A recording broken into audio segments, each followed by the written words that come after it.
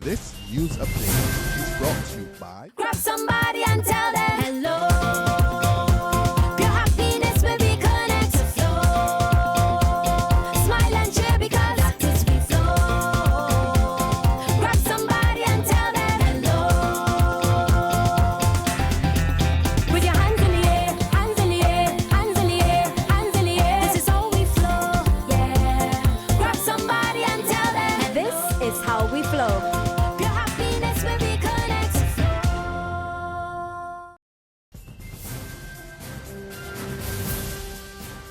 It's Thursday, August the 13th, 2015, and this is your Barbados Today morning news update. I'm Emmanuel Joseph. Thanks for joining us. We begin with news that injunction court proceedings have been dropped against the state-owned Barbados Investment and Development Corporation.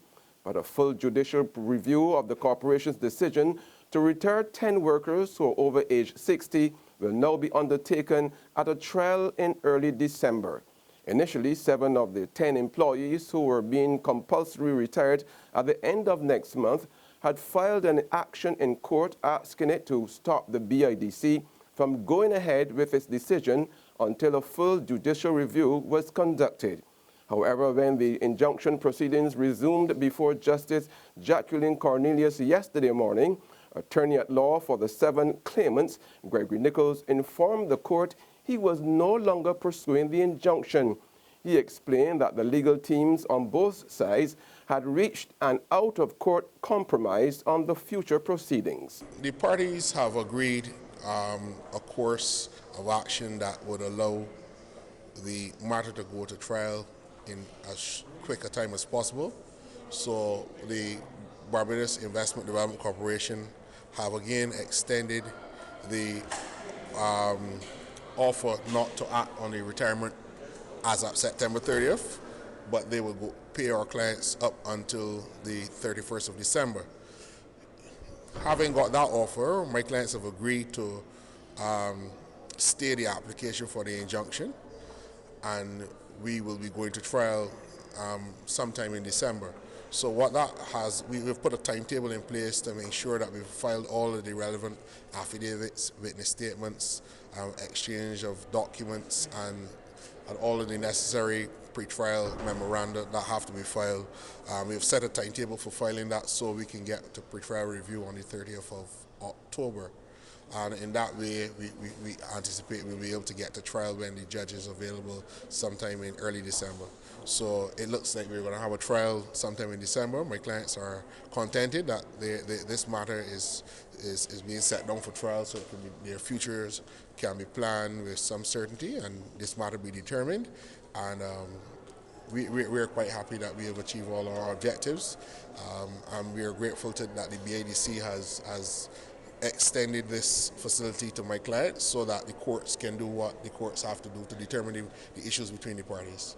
Nichols told the court he was also dropping injunction proceedings against the Attorney General as a second defendant to the case. He explained that his decision to do so was because the Accountant General had not started processing or calculating the pensions of his clients as earlier thought. Commenting afterwards, Chief Executive Officer of the BIDC, Sandra Trotman, told Barbados Today she was pleased at the development and hoped a resolution would be reached as soon as year-end. Trotman also pointed out that the offer to extend the retirement date from September 30th to December 31st, and to which the workers were now agreeing, was the same one which the National Union of Public Workers and the same employees had rejected several weeks ago during a subcommittee meeting of the Social Partnership, chaired by the Minister of Labour, Dr. Esther Bayer. When contacted yesterday afternoon, President of the NUPW, Akanni McDowall, told Barbados Today if the workers were agreeing to something contrary to the union's position, he would now have to discuss the matter with Attorney Gregory Nichols to determine the way forward. Well, if the workers have decided on something that is different to what our position was before, I would have now to speak to Mr. Nichols so that I can get a clear understanding and so that we would know how to proceed going forward. But our position is, as a union, is that we need that meeting reconvened as soon as possible, and I'm talking about the subcommittee of the Social Partnership, so that we can clarify how it's decided and so that we can maintain the trust that the social partnership is built on. In other news now, Minister of Finance Chris Sinclair has made a strong plea to rich countries not to abandon struggling and highly indebted Caribbean states to the wolves of international financial capital systems. In an address yesterday at the opening of the Latin American and Caribbean Debt Group's annual debt management specialist meeting at the Hilton Resort, Sinclair named the International Monetary Fund as one of the so-called wolves that imposed what he termed visionless and impractical adjustment programs on indebted Caribbean countries. We must elevate to the very front of our minds that whatever we devise, structure, recommend, and eventually implement will affect ordinary people and the quality of the lives they lead. It is therefore absolutely essential that we put their interests up front in all of our contemplations. We equally have to be mindful of the very ever-present reality of the constraints of small size, extreme vulnerability, and the limitation of resources that confront all of our countries, certainly here in the Caribbean, which almost predictably dictates that we incur both debt and deficit spending in socio-economic transformation, if socio-economic transformation is to occur in our respective spaces. There's regional and international news after this short break. Secure your future, be financially strong. Since 1983, we have been there for you. A smart range of products, great tax benefits. We're the solution to your hopes and your dreams. The Barbados Workers Union Cooperative Credit Union. The Barbados Workers Union Cooperative Credit Union. Humble beginnings to smart loans, smart savings. Save smart and borrow smarter. That's the move for me. Stability, prosperity. We're the solution to your hopes and your dreams. The Barbados Workers Union Cooperative Credit Union. The Barbados Workers Union Cooperative Credit Union. Got it in my hand, yeah. My Barbados, my bank. Got to understand, yeah. My Barbados, my bank. Ain't nothing like a core bank spare. None of them others just can't compare. You just got to love that taste. It's the world-class thing this land makes. Whether I'm cruising or at a bar, whether I'm at home, my bank spare is never far. For this blessing, got to give God thanks. My Barbados, my bank. In regional news, the Caribbean Union of Teachers has been examining the contentious issue of payment for teachers who mark the schools-based assessment component of the CXC.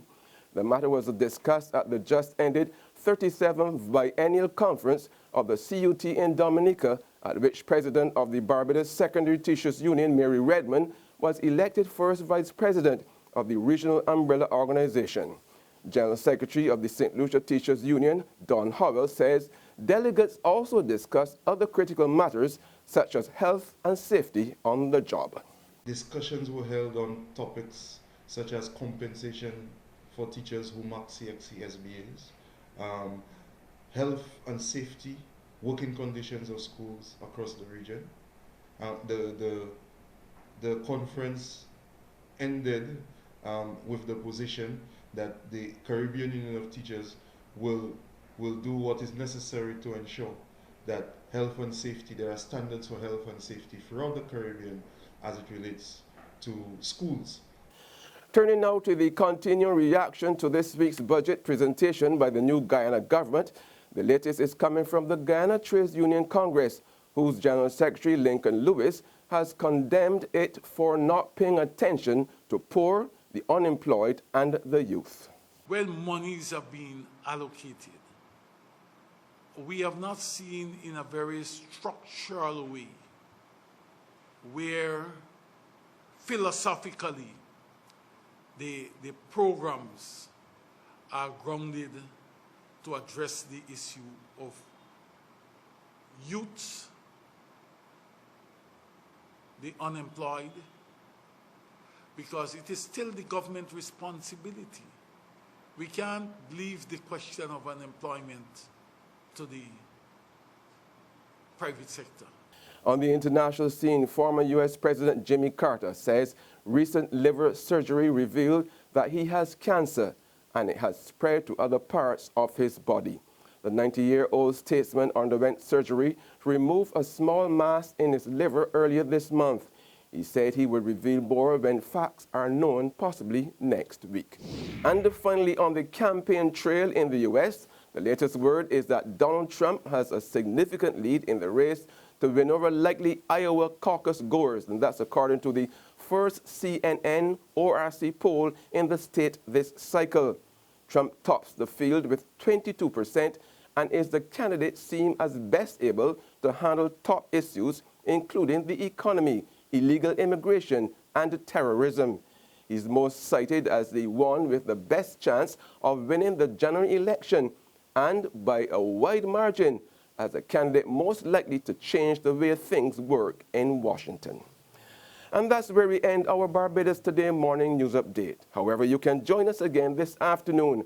Until then, remember to log on to www.barbadostoday.bb, subscribe to our e-paper and email updates, or like us on Facebook. You can also catch us on Izumi Media in bus terminals or screenplay at supermarkets and gas stations near you. Also tune into Channel 101 on Lime TV and to Mix 96.9 FM to get all the latest news and sports. I'm Emmanuel Joseph. Have a fantastic day.